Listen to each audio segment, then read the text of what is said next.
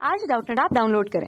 Doubtnut पर अपने सभी गणित, रसायन विज्ञान, भौतिक विज्ञान और जीव विज्ञान के डाउट्स का करो सफाया। बस प्रश्न की फोटो खींचो, एक ही प्रश्न को क्रॉप करो और तुरंत वीडियो सोल्यूशन पाओ। अभी डाउनलोड करें। देखिए, प्रश्न में हमें दिया हुआ है कि पीतल का एक ब्लॉक है जिसकी विमाएं हमें दी हुई है 50 सेंटीमीटर, 50 सेंटीमीटर एवं 10 सेंटीमीटर, जो उनकी लंबाई, चौड़ाई और ऊंचाई को क्रमशः बताएंगे। अब अपने आधार पर यह फर्श से कसा हुआ है या फर्श में नीचे स्थिति पर स्थिर अवस्था से जकड़ा हुआ है।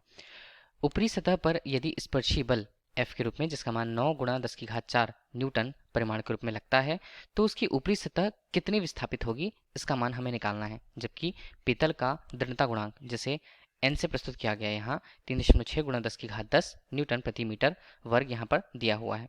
अब पीतल की वो संरचना ब्लॉक जो आधार फर्श से कसी हुई है, वह हम उसकी संरचना को बनाते हैं। देखिए, जैसी स्थितियां प्रश्न में हमें दी गई है, हम उसे लिख लेते हैं कि यहाँ पर ऊंचाई को यहाँ पर 50 सेंटीमीटर दिया हुआ है। एक ब्लॉक है पीतल का ब्लॉक जो फर्श में जकड़ा हुआ है।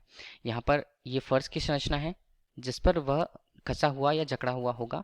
ये हमारे पास पीतल का ब्लॉक है, ये ब्लॉक मौजूद है। ठीक है, अब यहाँ पर उसकी स्थिति देखते हैं।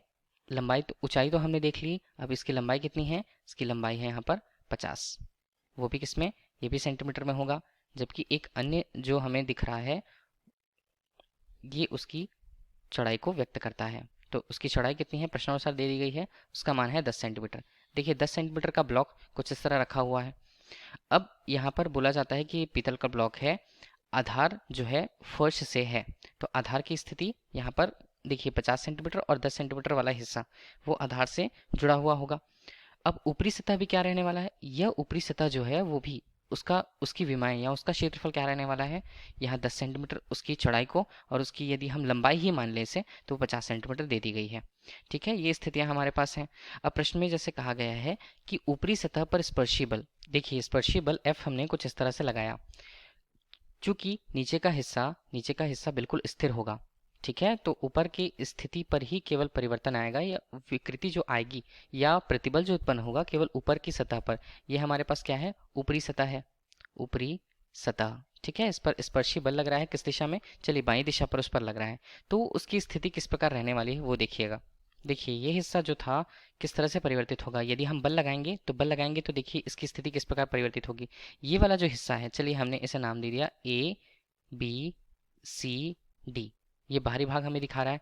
अब देखिए, ए की स्थिति अब क्या रहने वाली है? ए की स्थिति अब A डैश के रूप में हो गई है। अब इसी तरह इसमें जो परिवर्तन आया है, ये जो कोण बनता है, कोण हमें बनता है, इसे हम बोलते हैं अपरूपण विकृति। ये अपरूपण विकृति को बताता है। अब हम मान के ये चलते हैं कि जब उस पर बल लगाया गया, स्पर्शी बल कुछ इस तरह से इस दिशा पर लगाया गया, तो उसमें उत्पन्न होने वाला जो विस्थापन हुआ था, देखिए हम यदि विस्थापन की बात करते हैं तो ये हमें विस्थापन दिखा रहा है। ए से ए डैश तक की दूरी, उसको हमने एक्स से प्रदर्शित कर रखा है। उसी विस्थापन का कि ऊपरी सतह पर वो कितनी विस्थापित होगी, इसका मान हमें निकालना है। देखिए, सबसे पहले बात करें, बल यदि हम वहां पर लगता है तो बल का बल की प्रकृति कैसी थी? अपरूपण प्रकृति थी। बल की अपरूपण प्रकृति जो निश्चित क्षेत्रफल पर यदि लगता है, तब जो प्राप्त प्रतिबल है उसे हमने क्या कहा? अपरूपण प्रतिबल। अपरूपण प्रतिबल, तो अपरूपण प्रतिबल हम कैसे निकालें? अपरूपण प्रतिबल होता क्या है? प्रतिबल क्या होता है? लगाए गए बल और जिस क्षेत्रफल पर वह लगाया गया बल होगा उसे हम अपरूपण प्रतिबल कहेंगे। बल का परिमाण तो हमें पता है, परंतु क्षेत्रफल यदि हम निकालें तो क्षेत्रफल क्या रहने वाला है? देखिए, क्षेत्रफल जो होगा, ये स्थिति जो ब्लॉक की रहने वाली है, जिसे हमने यहाँ पर 10 सेंटीमीटर के रूप में प्रस्तुत कर रखा था, ये जो दूरी हमें बता रही है 10 सेंटीमीटर की। इस प्रकार यदि हम क्षेत्रफल और अपरूपण बल का मान रखें तो प्रतिबल का मान हमें मिलेगा। अपरूपण बल का मान स्पर्शी बल के रूप में हमें कितना मिला? 9 गुणा 10 की घात 4 न्यूटन हमें मिला है। जबकि क्षेत्रफल यदि हमें निकालना है तो क्षेत्रफल का परिमाण क्या होगा? देखिए, ये जो स्थिति हमें दिख रही है या जो क्षेत्रफल दिख रहा है उसका मान हमें निकालना है। तो 50 सेंटीमीटर गुणा 10 सेंटीमीटर, तो इसे क्या लिखें? 50 हमने लिखा, 50 गुणा 10 की घात ऋण 2 किस पे? मीटर पर। इसी तरह यदि हमने इसे 10 सेंटीमीटर लिखा तो 10 गुणा 10 की घात ऋण 2, ये भी किस में होगा? मीटर पर। इस प्रकार हमें क्षेत्रफल प्राप्त हुआ। तो देखिए, इसे हम हल करते हैं, तो हल करते हुए इसका मान ऊपर होता है 9 गुणा 10 की घात 4, वो बनेगा न्यूटन पर, और नीचे हम इसके मान को देखें तो 50 और ये 500 होगा, और गुणा हमने एक साथ लिखा 10 की घात ऋण 4, तो ये होता है मीटर वर्ग पे। तो अपरूपण प्रतिबल का मान हल करने के बाद हमें कितना मिलेगा? 1.8 गुणा 10 की घात, यहाँ पर लिखें 6 न्यूटन प्रति मीटर वर्ग। ये क्या बताता है? अपरूपण प्रतिबल को। अब देखिए प्रश्न में हमें यदि वो कितनी सतह कितनी दूर विस्थापित हुई वो निकालना है, तो हमें निकालना होगा फाई का मान। फाई क्या है? अपरूपण विकृति का मान है। तो अपरूपण विकृति हम किस प्रकार से प्रदर्शित कर पाए? हमें यहाँ पर दिया हुआ है दृढ़ता गुणांक। दृढ़ता गुणांक ये कब उपयोग होता है? अपरूपण, केवल अपरूपण बलों की स्थिति पर। तो दृढ़ता गुणांक जिसे n से प्रदर्शित किया गया है, इसका मान क्या होगा? इसका मान होगा अपरूपण प्रतिबल और अपरूपण विकृति के अनुपात के बराबर। तो दृढ़ता गुणांक का मान हमें प्रश्न में कितना दिया हुआ है? 3.6 गुणा 10 की घात 10। 3.6 गुणा 10 की घात 10 किस में है? ये है न्यूटन प्रति मीटर वर्ग पर। इसका भी मान अपरूपण प्रतिबल हमने अभी निकाला 1.8 गुणा 10 की घात 6 न्यूटन प्रति मीटर वर्ग। और अपरूपण प्रतिबल को हम किससे प्रेषित कर रहे हैं? हम उसे प्रेषित कर रहे हैं फाई से। तो इस प्रकार फाई का मान यदि हमें निकालना है तो फाई का मान कितना आता है? 1.8 गुणा 10 की घात 6, और यहाँ पर हमने नीचे लिखा 3.6 गुणा 10 की घात 10 के रूप में। तो फाई का मान हमें वहाँ से हल करने के बाद हमें मिलता है 5 गुणा, देखिए दोनों मान तो कट जाएंगे न्यूटन प्रति मीटर वर्ग, तो 5 गुणा 10 की घात ऋण 5 हमें मिलता है। ये किस में मिलेगा? ये हमें मिलेगा क्योंकि कोणीय रूप में है तो हम इसे रेडियन में प्रस्तुत करते हैं। ये तो रेडियन में हुआ, लेकिन हमें क्या निकालना है? हमें निकालना है विस्थापन। विस्थापन हम किस प्रकार से निकाल पाएँ? तो देखिए ये हमें त्रिभुज दिख रहा है। त्रिभुज यहाँ पर क्या है? त्रिभुज हमने लिया तो ये बिंदु है डी, डी ए डैश ए के रूप में हमने देखा मान। तो इस त्रिभुज में सारे मानों को हल करना है। इसका मतलब है कि त्रिभुज में फाई का मान हमें कितना दिया हुआ है? फाई जो हमें दिख रहा है वो किसके बराबर होगा?